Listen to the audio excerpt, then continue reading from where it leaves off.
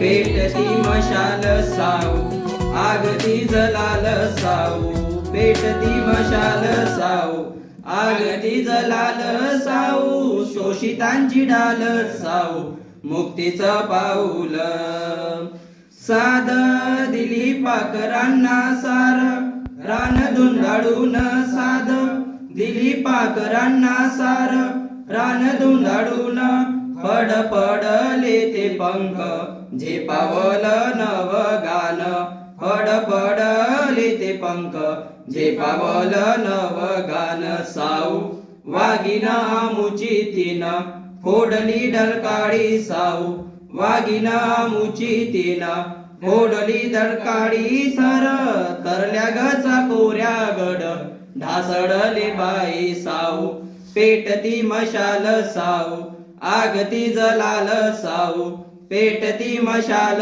साऊ आगती जलाल साऊ शोषितांची ढाल साऊ मुक्तीचं पाऊल देवद ज्ञानाचे पाजिले गर्भ यातना सोसून दूध ज्ञानाचे पाजिले गर्भ यातना सोसून येल मांडवाला जाई ज्ञान चांदन पिऊन येल मांडवाला जाई ज्ञान चांदन पिऊन हरण चालली कडपात कशी निर्भय तोऱ्यान हरण चालली कडपात कशी निर्भय तोऱ्यान स्वाभिमानाची गौब आत्म भान पांघरून साऊ पेटती मशाल साऊ आगती जलाल साऊ पेटती मशाल साऊ आगती जलाल साऊ शोषितांची ढाल साऊ मुक्तीचं पाऊल घुस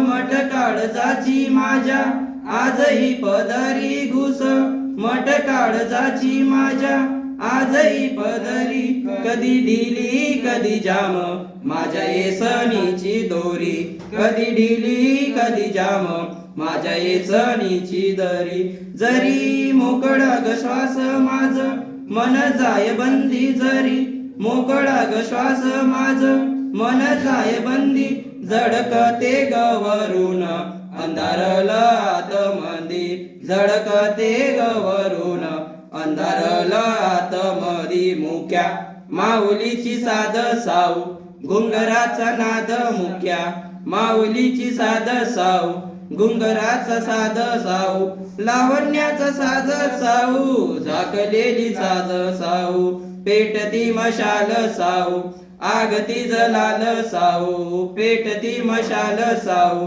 आगती जलाल साऊ पेटती मशाल साऊ आगती जलाल आता नको कोंड मारा नको विषारी हवारा आता नको कोंड मारा नको विषारी हवारा नको दासी पण आता नको जुलमाचा पारा नको दासी पण आता नको जुलमाचा पारा ज्योत लावलीस साऊ वनवा मी पेटवीन ज्योत लावलीस साऊ वनवा मी पेटवीन तुझे शिल्प कोरलेसे ते मी बोलके करीन साऊ पेटती मशाल साऊ आगती जलाल साऊ पेटती मशाल साऊ आगती जलाल साऊ शोषितांची ढाल साऊ मुक्तीचं पाऊल ज्योती क्रांती वाजनांचा तशी क्रांती ज्योत साऊ ज्योती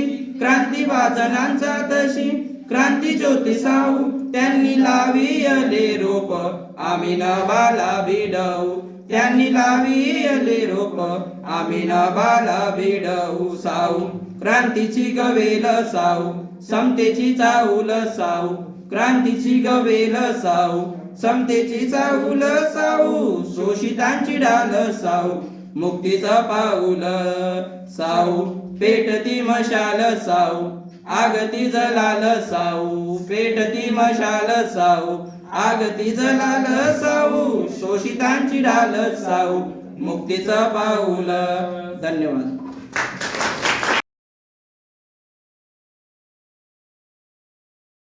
मातेला साऊ या शब्दांनी त्यांची जी रचना केली आहे आणि त्यांच्यासाठी जे गीत म्हटलं आहे ते खरंच खूप पूर्ण त्यांची जे अंतर्कथा आहे ती पूर्ण त्याच्यात व्यक्त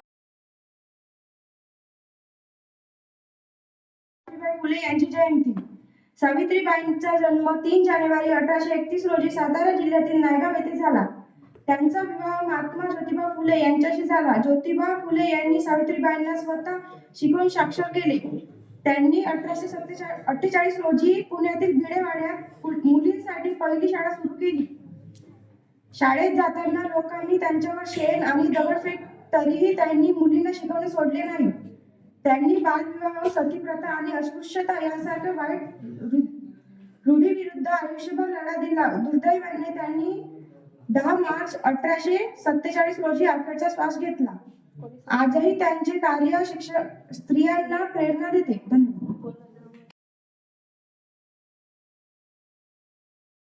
झिजली ही ज्योत चंदनावानी, ती होती ज्योतिबाची राणी.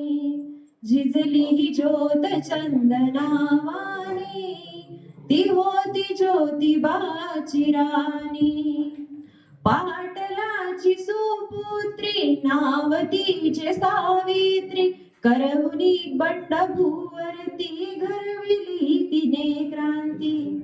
पाटलाची सुपुत्री नाव तिचे सावित्री, करुणी बंडभूवरती घडविली तिने क्रांती. रूढीलाही पाजले तिने पाणी, ती होती ज्योतिबाची राणी. झिजली ही ज्योत चंदनावानी, ती होती ज्योतिबाची राणी. ज्योतिबाच्या साथीला दलितांच्या सेवेला, पहिली मुख्याध्यापिका मान तिने मिळविला. ती होती ज्योतिबाची राणी. झिजली ही ज्योत चंदनावानी, ती होती ज्योतिबाची राणी. ती होती ज्योतिबाची राणी. माझे प्रास्ताविक करिता मी माननीय पेंढारकर मॅडम यांना इथे आमंत्रित करते. सावित्री आईविषयी सांगायचं झालं तर मला असं वाटतं की आपण पुस्तकात वाचलेलं आहे सावित्री आई, आणि स्वतः तुम्ही जगताय ते सावित्री आई, यात खूप फरक आहे. म्हणजे सावित्री आईंचं आपण बरेचदा ऐकतो की आईंनी किती सहन केलेलं आहे. म्हणजे तिने जे सहन केलं आहे तिच्यासाठी आपण आज, तिच्यामुळे आज इथे आपण उभे आहोत. आणि या सावित्री आईंना शब्दात सांगणे फार, म्हणजे मला असं वाटतं की मी खूप छोटी आहे त्यांच्यासाठी की मी शब्दात त्यांचे हे सांगू शकत नाही. आणि आज मी जे काही आहे, माझा इथे उभे असलेला जो संघर्ष आहे, मला असं वाटतं की त्या आईंमुळे आहे. आणि मी त्या आईंच्यासाठी प्रास्ताविक सांगायच्यासाठी मला इथे सांगितलं आहे. सावित्री आईंचा जन्म तुम्हाला माहिती आहे 3 जानेवारी, आणि या रोजी यांचा जन्म झालेला. त्यानंतर त्यांचं लग्न अवघ्या 10 वर्षाच्या होत्या त्या. 10वं वर्ष, म्हणजे मला असं वाटतं की छोटीशी मुलगी आपण असं म्हणतो, एवढं मोठं नेतृत्व त्यांचं की आज जगाला त्यांचा एक अभिमान आहे की स्त्रिया म्हणतात की आमचं मुक्ती दिवस आहे, की आम्हाला कुठेतरी या 4 उंबरठ्याच्या बाहेर जाण्याचं जर कोणी स्वातंत्र्य मिळवून दिलं असेल तर त्या माझ्या आईने मिळवून दिलंय. आणि त्यांनी अवघ्या 10 वर्षाच्या असताना त्यांचं लग्न झालं. आणि संसारात पडल्यानंतर म्हणतात ना, एका सक्सेसफुल पुरुषाच्या मागे स्त्रीचा हात असतो. पण मी तर म्हणेन की ज्योतिबा जर नसते तर आज या स्त्रीला सुद्धा महत्व नसतं, कारण त्यांनी तिला पुढाकार करून दिला आणि या स्त्रीला पुढे केलं. तुझं हे कर्तृत्व आहे आणि तू पुढे निघ. आणि त्यांनी ते पाठिंबा देऊन त्या स्त्री, एका सक्सेसफुल वुमनच्या मागे आपल्या बाबाचा, दादाचा आणि कुठेतरी मित्र मैत्रिणीचा सुद्धा हात असतो, आणि नवऱ्याचा सुद्धा. आणि त्या सक्सेसफुल झाल्या आणि आज आपण इथे आहोत. त्यानंतर त्यांचं लग्न झाल्यानंतर त्या शिक्षण क्षेत्रात ज्योतिबांनी त्यांना आणलं. आणि इतके सुंदर पुस्तक आहेत त्यांच्या वाचनासारखं, खूप प्रगल्भ ज्ञान त्यांनी असं खूप सुंदर पुस्तकांमध्ये लिहून ठेवलंय. मला असं वाटतं प्रत्येक त्या लेखीने, माझ्या मित्रांनी, विद्यार्थी मित्रांनो, तुम्हा सर्वांना विनंती आहे की त्यांची पुस्तकं वाचा. खूप सुंदर लेख आहेत, खूप सुंदर त्यांची लेखणी आहे की त्यांच्या पुस्तकातून खूप सारं घेण्यासारखं आहे. समाजासाठी माझं काय देणं आहे यामध्ये त्यांनी खूप छान लिहिलेलं आहे. तर मला अशी माझी विनंती आहे तुम्हा लोकांना की त्यांनी ते पुस्तक नक्की वाचावे. त्यानंतर आईनी समाजकार्य, म्हणजे समाज प्रबोधनाचं काम म्हणा किंवा कविता, लेखन, संघर्ष, आव्हाने, त्यानंतर असं असंख्य आणि एक काय म्हणतात एक पत्नी म्हणजे आता नोकऱ्या म्हटलं की बायकांच्या डोक्यात गेल्यासारखं झालेलं असतं, पण ती बाई एवढ्या लोकांना एवढ्या मुलींना नोकरी देणारी, शिक्षण देणारी, अगदी म्हणजे साधी सरळ अशी पत्नी सुद्धा त्यांनी एक भूमिका निभावली आणि सतत ज्योतिबांच्या सोबत खांद्याला खांदा लावून, आज आपण म्हणतो ना की आम्ही सुशिक्षित आहोत खांद्याला, तेव्हाची ती स्त्री खांद्याला खांदा लावून नम्रतेने त्या ज्योतिबांच्या प्रत्येक कार्याला सहकार्य करत गेल्या. आणि आजची जी आपण इथे म्हणजे त्यांचा दिवस साजरा करतोय त्यामागे त्या दोघांचे खूप महत्व आहे. म्हणजे सावित्री आई आज आपण ज्या गुणगुणतो आहे ते त्याच्या मागे ज्योतिबा सुद्धा तेवढंच महत्व आहे. आणि मला इथे प्रास्ताविक सांगण्यासाठी इथे मला बोलवलं त्याकरता मी सर्वांचे आभार मानते. धन्यवाद.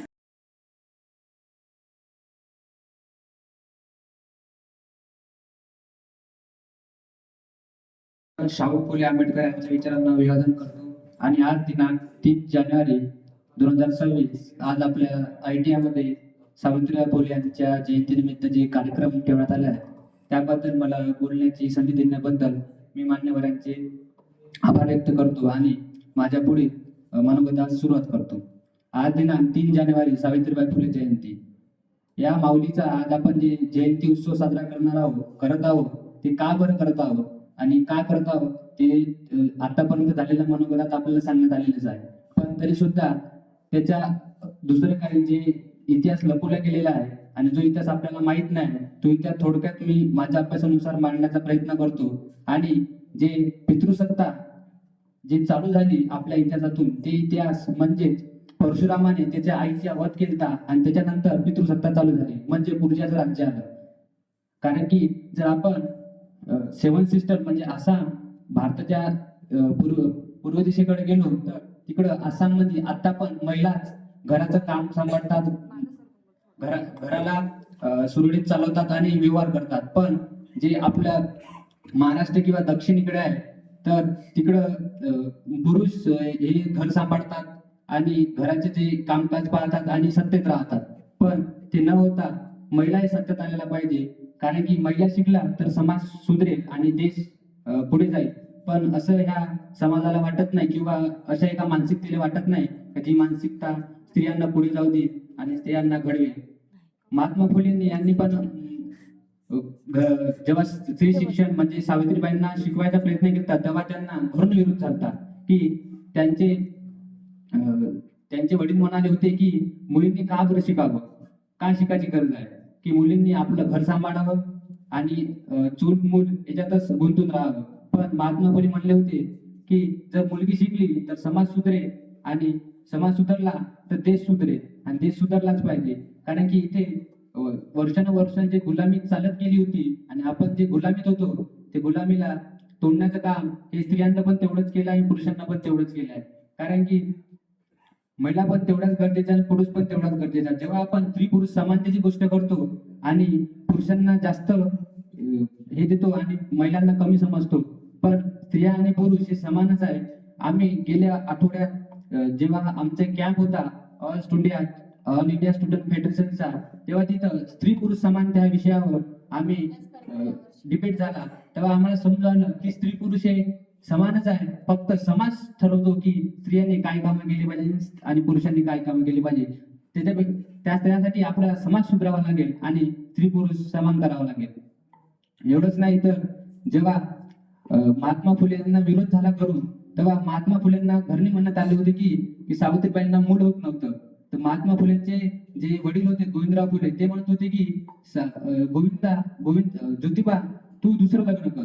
तर महात्मा फुले एवढे हुशार आणि एवढे तज्ञ व्यक्ती होते की विचार करण्यात की त्यांनी म्हणाले जर मी इकडे तिकडे न पाहता मी डायरेक्ट दवाखान्यात जाऊन आमची दोघांची चाचणी सावित्रीच्या लेकी आम्ही ज्योतिबांचे जे बाळ होईल ते बाळ तुम्ही तुमचा भारतात ठरवून आणता. तर अशी विचारधारा आपण पण आपल्या मनात आणली पाहिजे आणि स्त्री पुरुष समानता आणली पाहिजे. आणि स्त्रियावर जर आपल्या घरातच अन्याय होत असेल तर बाहेर येऊन आपण जर मोठ्या मोठ्या गोष्टी करून सांगत असेल की स्त्री पुरुष समान झाली आहे किंवा हे झाले आहे, काहीच फायदा नाही. आपण परिवर्तनाची सुरुवात ही आपल्या घरून करायला पाहिजे आणि मग बाहेर करायला पाहिजे. कारण की कुठे कुठे आपल्या घरातच अन्याय होतो की कोणचे वडील कोणचे भाऊ म्हणतात की माझ्या बहिणीनं बाहेर शिकायला नाही झाले पाहिजे, हे नाही आले पाहिजे, ते नाही आले पाहिजे, स्वतः लागेल तर टबाड्या करतात, हे करतात ते करतात. आणि हेच आपण स्वतः सुधारावं आणि मग आपल्या तिला सांगावं हेच आजच्या. आणि एवढंच पण मी माझे मनोगत थांबवतो.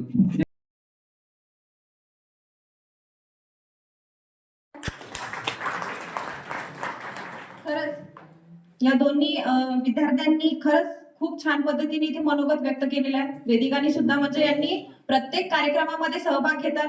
एका म्हणजे ऑन टाइम जर सांगितलं तरी सुद्धा जे काही असो, भाषण असो की काही असो, पण वेळेवर तयारी करतात सगळेच. सर्वांसाठी प्रशिक्षणार्थ्यांसाठी जोरदार टाळ्या वाजवा तुम्ही.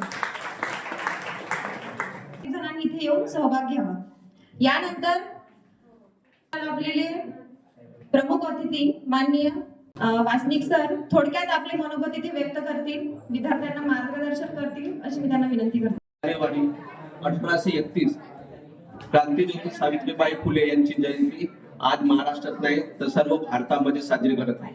तर आजच्या कार्यक्रमाचे अध्यक्ष माननीय पिंडारकर मॅडम आणि सहकारी मित्र आणि मैत्रिणी आणि तसेच विद्यार्थी मित्रांनो, तर आपण जे यामध्ये जे बसलेला आहोत तर ते बसते वेळेस त्याची काहीतरी नेमकी भूमिका असतो. म्हणजे प्रत्येक जो आपण प्रोग्राम करतो त्या प्रोग्रामचा किंवा कार्यक्रमाचा काहीतरी उद्देश असेल. बिना उद्देशाने कोणताही आपण कार्यक्रम करू शकत नाही. कारण की जर आपल्यामध्ये जर चांगले सुप्त गुण असेल तर त्यांनी आपल्यामध्ये असलेले सुप्त गुण हे प्रदर्शित करायलाच पाहिजे. कारण का कोणाच्या डोक्यामध्ये किती नॉलेज आहे काय आहे जेथमध्ये तुम्ही प्रदर्शित करणार नाही तिथपर्यंत हे कोणालाही माहीत होणार. कोणाच्या मध्ये कोणते सुप्त गुण आहे हे केव्हा माहीत होणार की जेव्हा सावित्रीच्या लेकी आम्ही ज्योतिबांचे विचार फुलवू.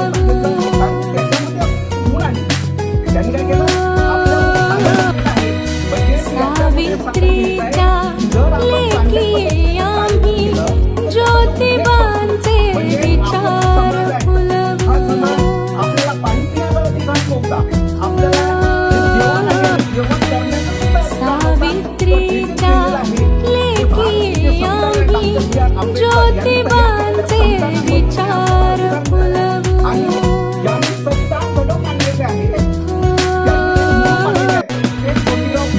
सावित्रीच्या लेकी आम्ही ज्योतिबांचे विचार फुलवू.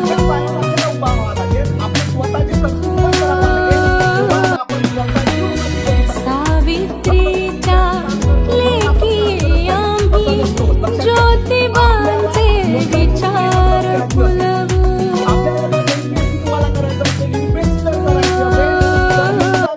आपलं नुसतं वाचण्यानं होणार नाही. त्याच्यामध्ये तुम्हाला वाचन मनन चिंतन अशा पद्धतीने जर केलं तर खरंच तुम्ही काही ना काही आपल्या स्वतःच्या पायावर उभे होणार. आणि आपल्याला जे आई वडील जेव्हा या संस्थेमध्ये पाठवतात कशासाठी नुसता टाइमपास करण्यासाठी नाही तर आपल्यामध्ये असलेली जी स्किल आहे हे स्किल कशा पद्धतीने आपण प्रदर्शित करणार. आपल्याकडे आता टेक्निक म्हणजे मॉडेल्स तयार करायचे आहेत. तर मॉडेल्स तयार करते वेळेस कोणाकोणाकडे कशा पद्धतीचे नॉलेज आहे हे जर तुम्ही शेअर ग्रुप जर केले किंवा ग्रुपनुसार जर तुम्ही तयार केलं ते कोणी विमान बनवणार, कोणी हेलिकॉप्टर बनवणार, कोणी त्याच्यामध्ये सोलर एनर्जी कशा पद्धतीने आपल्याला त्याच्यामध्ये एनर्जी कसं तयार करावं लागेल अशा पद्धतीने जर तुमच्यामध्ये असलेले सुप्त गुण आहेत त्याच्यासाठीच हे अशा पद्धतीने प्रोग्राम घडवण्यात येत असतात. नाहीतर आपल्याला माहित आहे की जसं टेक्निकल मध्ये काय होत असते फक्त वेल्डिंग शिकवलं झालं तसं नसतो. त्याच्यामध्ये वेगवेगळ्या प्रकारचे काय असतात नॉलेज असतात. कोणामध्ये कोणती टेक्निक असतो हे या जयंतीच्या द्वारे तुम्हाला मला सांगायचे आहे. तर विद्यार्थी मित्रांनो तुम्ही असे शिक्षण घ्या की जेणेकरून तुम्ही आपला स्वतःचा उद्धार करता आलं पाहिजे. उद्या कोणाच्याही पाठीमागे न फिरता स्वतःच्या पायावर उभे राहा. एवढेच बोलून मी आपले 2 शब्द बंद करतो. जय हिंद जय भारत.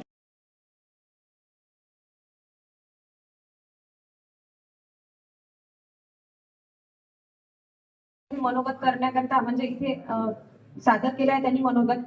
यानंतर मी समर्थ सरांना सुद्धा विनंती करते की त्यांनी सुद्धा 2 शब्द इथे व्यक्त करावे. ते आहे पण पण बाकी गोष्टी जसं तुमचं ITI मध्ये टॉपर येणं हे सुद्धा महत्वाचं आहे. त्याच्याकडे पण लक्ष द्या तेवढंच आणि अदर ऍक्टिव्हिटी सुद्धा करा.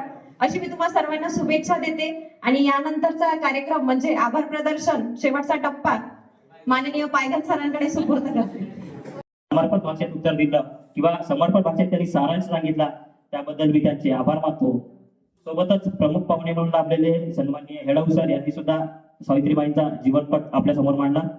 सोबतच वासनिक सर यांनी सुद्धा तुम्हाला म्हणजे आजच्या युवकांना काय अपेक्षित आहे आणि काय करायला पाहिजे हे थोडक्यात विशद केलं, याबद्दल त्यांचे सुद्धा आभार मानतो. सोबतच समर्थ सर यांनी आजचा युवक आणि आजच्या युवकांना काय अभिप्रेत आहे हे एक दोन उदाहरणात आपल्याला अतिशय थोडक्यात सांगितलं, त्याबद्दल मी त्यांचे सुद्धा आभार मानतो. आणि जाता जाता एवढंच सांगतो की सावित्रीच्या लेकींच्या स्वप्नांना लागलेली धर्मांधपणाची नजर सावूंनी शिक्षणाची तीळ देऊन कायमची उतरवली, त्याबद्दल मी त्यांचे आभार मानतो. आणि सोबतच पियुषनं आणि कृष्णा यांनी अतिशय छान गाणं गायलं आहे साऊ. महात्मा ज्योतिराव फुले हे प्रेमाने माईंना साऊ म्हणत होते आणि त्याच्यावरच ते गाणं म्हटलं, त्याबद्दल मी त्यांचे आभार मानतो. सोबतच तुम्ही या कार्यक्रमाला उपस्थित राहिले त्याबद्दल तुमचे आभार मानतो आणि अध्यक्षाच्या वतीने हा कार्यक्रम इथेच संपला.